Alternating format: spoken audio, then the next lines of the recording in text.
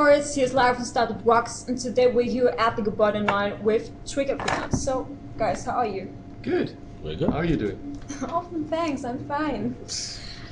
So, this year you published your latest album called Colossus, and our studio was so amazed by it that we choose it to be as our album of the month in September. Right. So, tell me, how was working it? And have you any key moments that comes up in your mind when you think back? It's a long process. Yeah.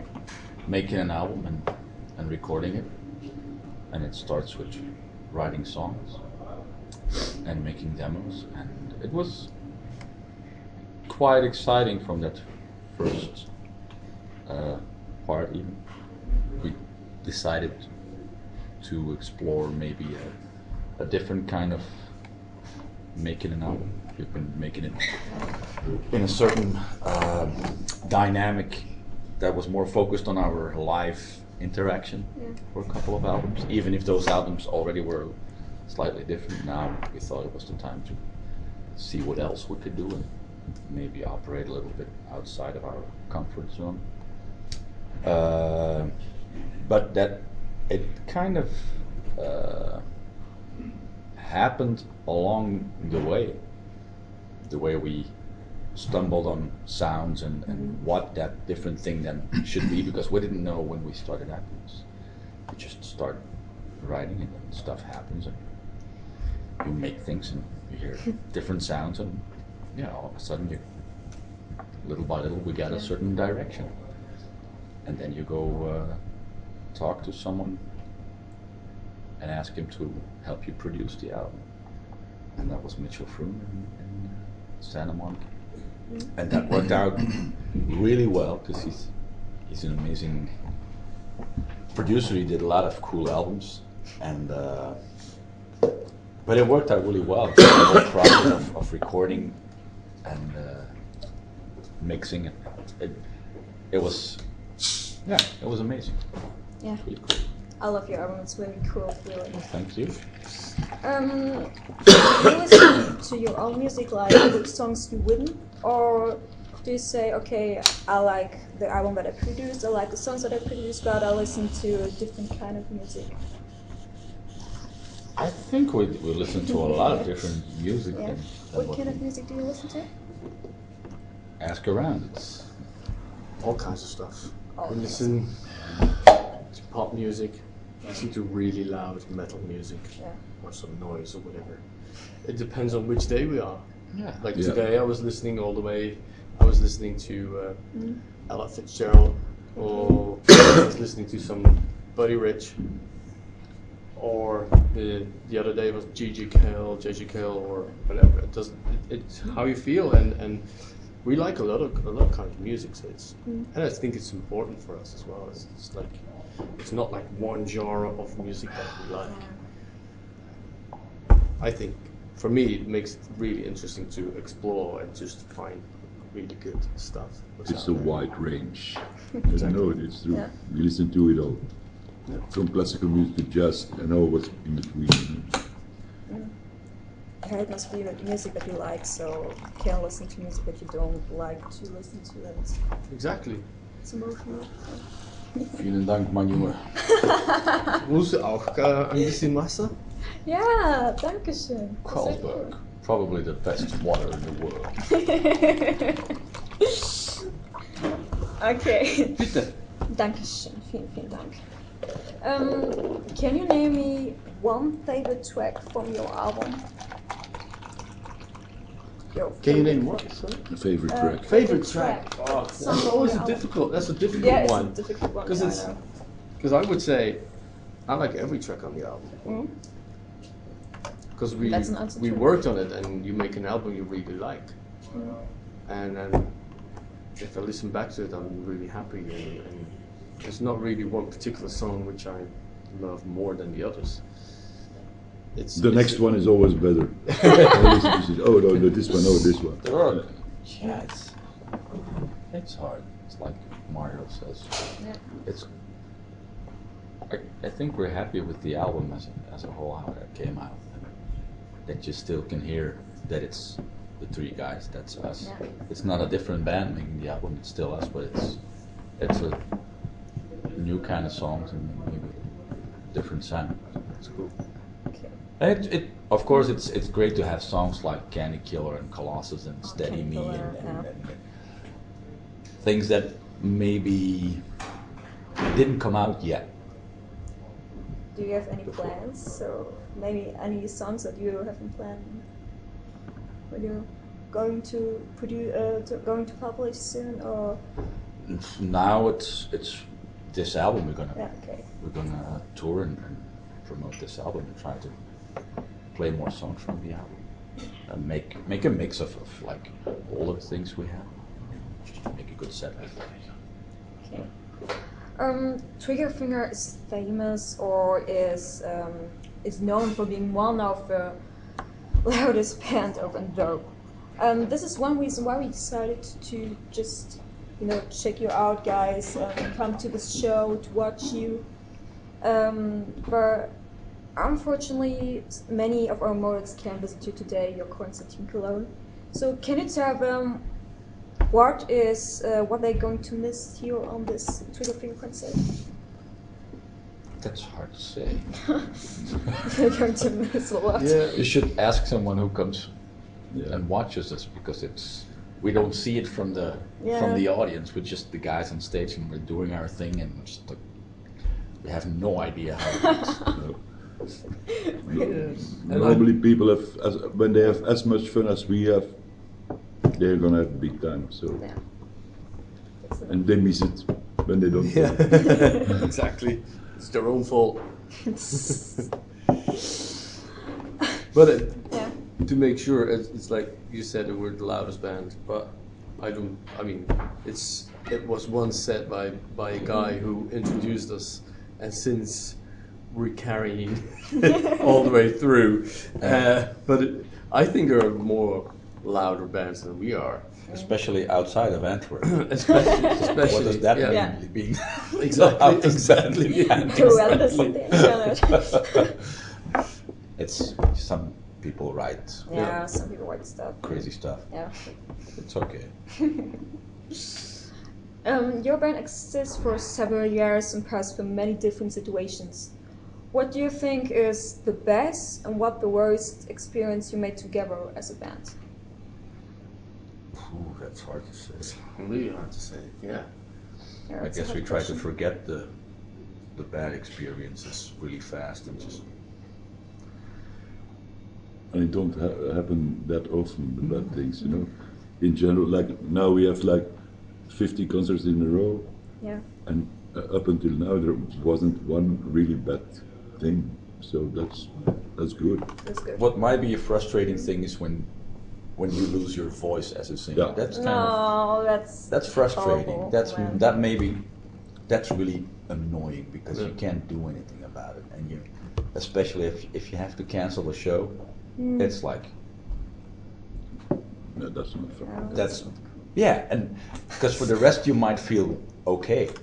It's really frustrating because you can even go out running if you would be able, but you can't. You gotta stay inside, and because your vocal cords are shutting down. So that's frustrating because you know that people are Yeah, bought tickets to come to the show and all that, and then you have to cancel them. So, but it just sometimes it is what it is, and you can't.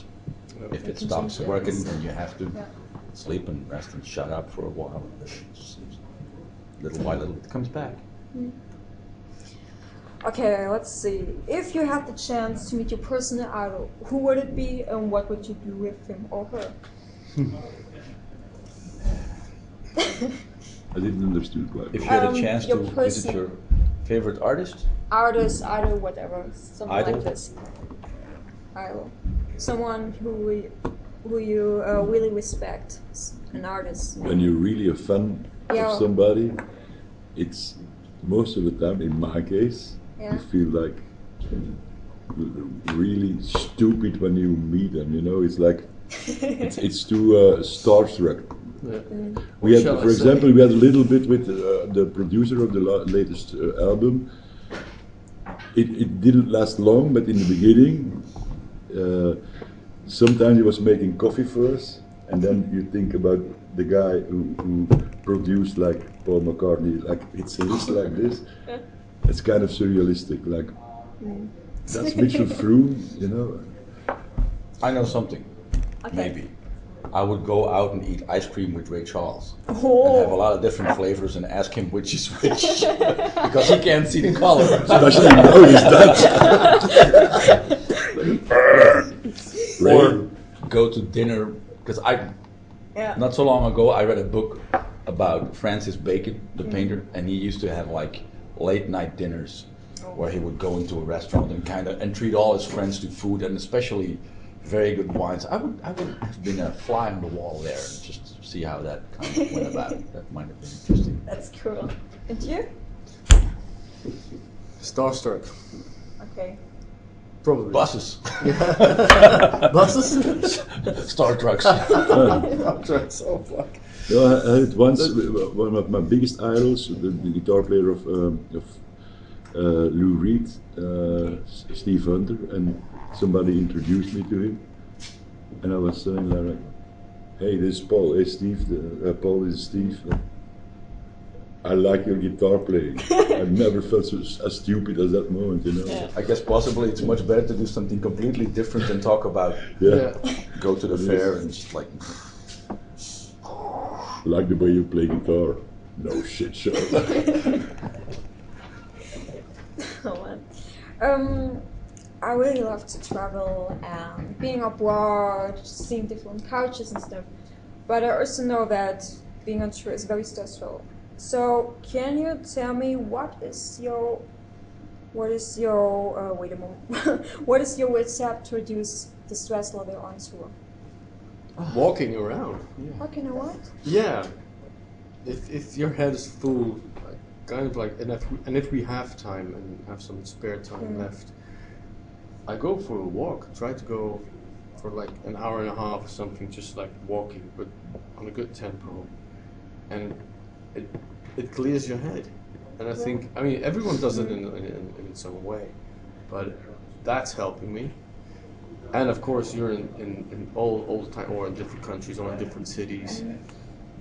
Yeah, walking around in the city is pretty much, it's nice. See and watch it, or sometimes go to a museum or whatever, just if you have a day off, or do some stuff instead of just like laying down. Works for me. Everyone else, it's different for everyone else. And then you go out for food at night, and then you drink something, and then you have a lovely That's night, great. and then you go to bed. And you? I go out running sometimes if I Okay. can. It's a little bit the same thing than what Mario does. And yeah, like he said, it's good to kind of have some fresh air blowing through your head and get away from the whole thing. Yeah, be outside. That's mainly a good thing, to have some fresh air and some movement practice or something like that, or you just you listen to music, or you watch a film, or you read a book, or because every day is pretty much the same. You leave the hotel and then you get in at about the same hour, so your departure time from the hotel depends on how long the travel is. And then you get in around 2 or 3. You eat a sandwich, eat some fruit, and then you set up the gear. You do an interview sometimes, or sometimes it's after the sound check if it's possible. Then you do a sound check. After the sound check, you can still do some mails or do some running or whatever. It's showtime after the show. You just settle down, talk to some people, get your suits back into their cover, and then go to the hotel, and the whole thing starts again the next day. And yeah, if you have a day off, you can see how you spend it depending where you are. Cool. That's maybe also what makes it. There's a little. It's tiring if some for a certain part if you're a long time on the road, but it's also very doable because it's the same routine every day, so it's easy to do. You don't have to figure out what you're gonna do in stuff. It's you know what's gonna come. Venue's a little different, but that's okay. Okay. There you go. So, what are your plans for the future? And what can your fans expect next from Triggerfinger? Touring on this album for the near future. Like if this tour ends, which is going to be around the 21st of December, we take a little break, and then the end of January we're going to Spain. We're doing some gigs in Holland, doing some Belgian gigs, and then probably it's already somewhere March, and we're planning to do some more German dates, and then at the end of March, April, let's say April festival season. The first festival kind of like starts over there, and then we do the whole summer festival, and then after the festivals, we know exactly that because we got the dates yesterday. They're the same time, but then a year later, we probably tour in France. So we know, like pretty much know that with the next year, it's like touring for the album. And some stuff you don't know. Yes. That it's sometimes some things short notice happen, or sometimes people ask you to do a soundtrack for a movie or something. And if we can, we already did that before. We kind of try to organize it that you can do it in between, which is it's fun to do stuff like that, or maybe another project with someone together. But that's indeed usually how we do it. It's like basically we try to make it organize a tour like a little further in the future. If you get an album, it's cool if you can tour like for 2 years on it. And you make a planning where to go, when in Europe, and in between you see what happens when you get there in that part of the year. If some other stuff happens, you organize it around. That's how we do it. So, our studio don't visit any interviews without a present, so we have our own design started blog shirt. All right. Right. Look at that. Oh, cool. Someone of them, you want to have it? Maybe. Oh, thanks. Okay, thanks a lot. You can share together. We can share it. We can share it, yeah. We can. We like- persons know. Yeah. Okay. Or someone of you wear this one on stage. You can keep it. On stage? On stage. You know, Oh, wearing really? suits on stage. With suits on Yes. stage? Really? Yes. We wear suits on stage. Cool. Yeah. So can no share it t-shirts. No t-shirt allowed. Maybe whatever. We'll find Find a nice place. we'll do a contest to see who can take the t-shirt home. Okay, so at least, do you want to say anything to your fans? Hi, people. Thanks for checking out the music. If you do, especially if you buy an album. Yes. Double, triple, quadruple thanks. I thank you to the host of the program. 16 years old, doing a great job. Oh, thanks. That's him. Woohoo. Tears in Okay, my eyes. That's him. that's it. Thank you very much, guys. See very you welcome. later on the Thank you. show. Cheers. Thank you also, my Morris, for checking this out. Let us out be with you.